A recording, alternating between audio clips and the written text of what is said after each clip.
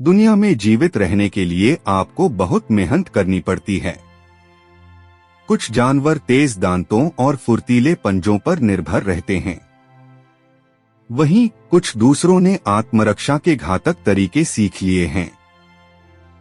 क्या होगा अगर आप किसी और के क्षेत्र में प्रवेश कर लें? मैं चींटियों के क्षेत्र की बात कर रहा हूं। हाँ, चींटियों ने तोपखाना तो नहीं बनाया है, लेकिन उनके पास उससे भी बेहतर कुछ है। आपने फॉर्मिक एसिड के बारे में तो सुना ही होगा। यह सल्फ्यूरिक एसिड तो नहीं है, लेकिन यह भी एक अच्छा हथियार साबित हो सकता है। चलिए समझाता हूं कि यह कैसे काम करता है। लाल चींटी के पेट में एक जहरीला ग्रंथि होता है जो एसिड छोड़ता है। यह एसिड एक नलिका से होकर एक भंडारण स्थान में पहुंचता है, जहां इसे तब तक रखा जाता है जब तक इसकी जरूरत न हो। जैसे ही कोई संभावित खतरा शिकारी चींटी के घर या चींटियों के पास आता है, उनकी तोपें एसिड के गोले दागना शुरू कर देती हैं। अगर आप सोचते हैं कि इतनी छोटी सी चींटी पूरी तरह से हानिरहित है, तो आप गलत हैं। चींटी अपने पेट के सिरे के पास मौजूद एक छेद से एसिड फेंकती है, जिसे वह दुश्मन की ओर निशाना बनाकर छोड़ देती है। हालांकि यह निशाना सटीक नहीं होता, लेकिन वहां चींटियों की संख्या इतनी होती है कि किसी एक की जान का कोई महत्व नहीं। महत्व है पूरी कॉलोनी के बचने का। चींटियां एक जीव की तरह व्यवहार करती हैं, जो किसी भी शिकारी के हमले का सामना कर सकती हैं, चाहे वह भालू ही क्यों न हो। और ये चींटियां दिखने में जितनी छोटी लगती हैं, उनके पास जाने के लिए शिकारी को एसिड की तीखी धुंध से होकर गुजरना पड़ता है। हालांकि सींग वाली छिपकलियां ऐसे भोजन के लिए बिल्कुल उपयुक्त नहीं हैं। इनके पास दुश्मनों के खिलाफ इतने सारे रक्षा तंत्र होते हैं कि इनके किसी का भोजन बनने की संभावना बहुत कम होती है। इनके पास कांटे, छलावरण रंग और तेज जिगजैग तरीके से भागने की तकनीक होती है, जो दुश्मन को भ्रमित कर देती है। कभी कभी ये छिपकलियां खुद को फुला भी लेती हैं, ताकि वे बड़ी और प्रभावशाली दिख सकें। लेकिन सबसे खास बात है इनकी अपनी खून फेंकने की क्षमता। मैंने कभी किसी हॉर्नी टोड को अपनी आंखों से खून फेंकते नहीं देखा, लेकिन यह एकदम अपनी आंखों से खून फेंकता है। यह अद्भुत है। सींग वाली छिपकली अपनी आंखों के कोनों से खून फेंक सकती है, वह भी 5 मीटर तक की दूरी पर। किसी भी जीव से यह उम्मीद नहीं की जा सकती। यह खून को सिर से बाहर निकलने से रोककर ऐसा करती है। इससे सिर में खून का दबाव बढ़ता है, जिससे आंखों के पास की छोटी रक्तवाहिकाएं फट जाती हैं। अपनी सुपर पावर का उपयोग करने के लिए सींग वाली छिपकली को खुद को थोड़ा नुकसान पहुंचाना पड़ता है। यह पूरी परफॉर्मेंस शिकारी को भ्रमित कर देती है, और छिपकली के खून का स्वाद अक्सर अप्रिय होता है। यह यहाँ तक कि जहरीला भी हो सकता है। हालांकि खून फेंकने का पक्षी पर कोई प्रभाव नहीं पड़ता, इसलिए सींग वाली छिपकलियां आसानी से पक्षियों का शिकार बन सकती हैं। ऐसा लगता है कि अब इन्हें आत्मरक्षा का नया तरीका खोजने की जरूरत है। अगर सींग वाली छिपकलियां सामाजिक जानवर होती और पानी में रहती, तो वे बैट बॉल जैसा कुछ बना सकती। यह एक ऐसा दृश्य है जहां छोटी मछलियां एक विशाल गोलाकार झुंड में इकट्ठा हो जाती हैं। यह आखिरी उपाय है जिसका छोटे झुंड तब सहारा लेते हैं जब उन्हें शिकारी से खतरा होता है। उदाहरण के लिए, यह वही तरीका है जिससे सार्डिन मछलियां व्यवहार करती हैं। यह सहज प्रवृत्ति एक रक्षा तंत्र है, क्योंकि अकेले रहने वाले जीव का शिकार होने की संभावना बड़ी समूह में रहने वाली मछलियों की तुलना में अधिक होती है। यदि वही सार्डिन का बैट बॉल 10 से 20 मीटर तक के व्यास तक पहुंच सकता है और 10 मीटर की गहराई तक जा सकता है, तो आप सोच सकते हैं कि यह कितना विशाल होता होगा। लेकिन बैट बॉल लंबे समय तक नहीं टिकता और शायद ही कभी 10 मिनट से अधिक मौजूद रहता है। जल्दी ही यह अलग अलग मछलियों में बिखर जाता है।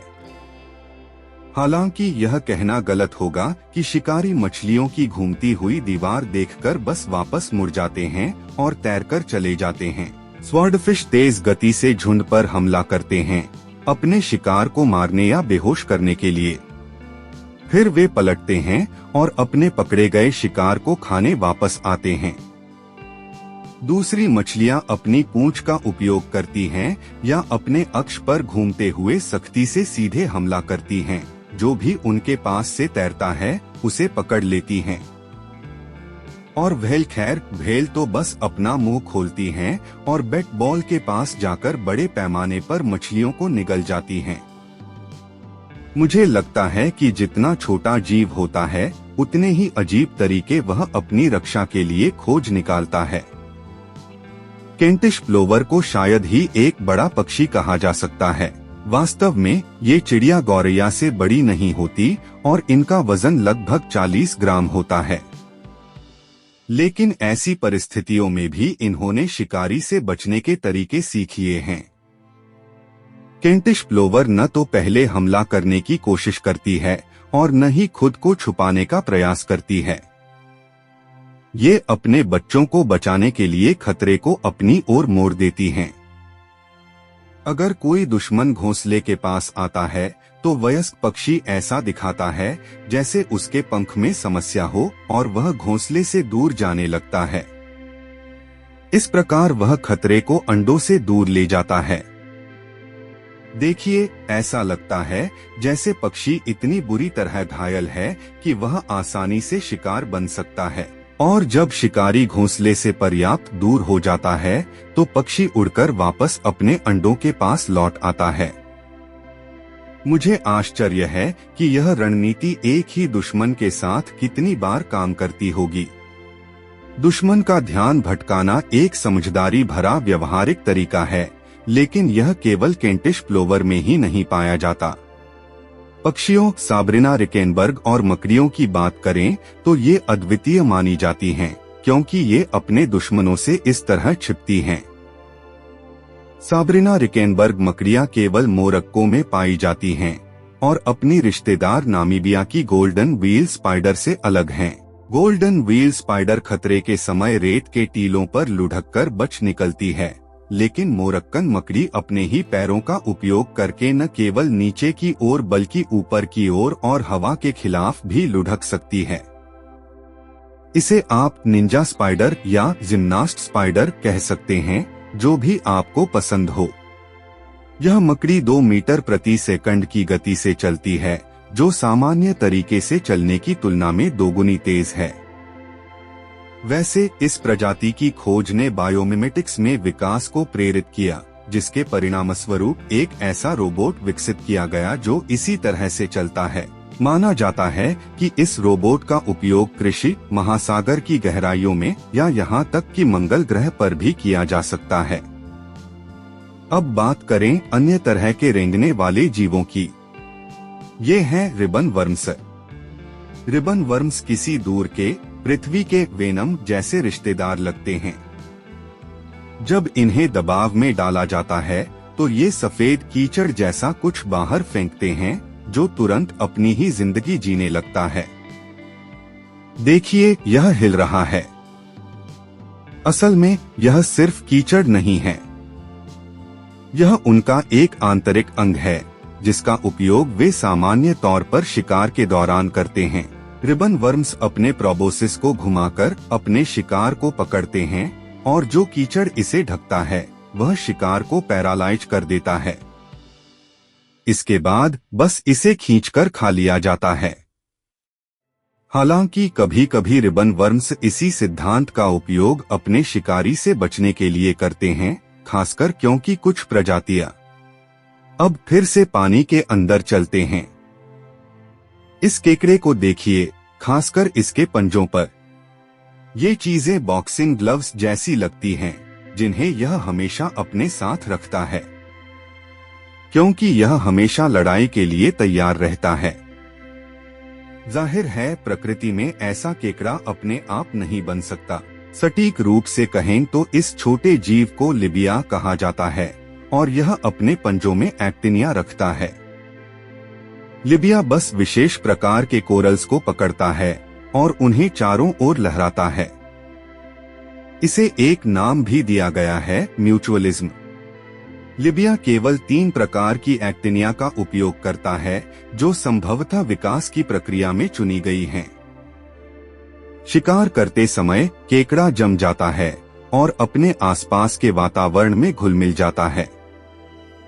जब उसका शिकार पास से तैरता है तो वह इसे अपने अनोखे पंजों से पकड़ लेता है। बिना एक्टिनिया के केकड़े का भूख से मर जाना तय है।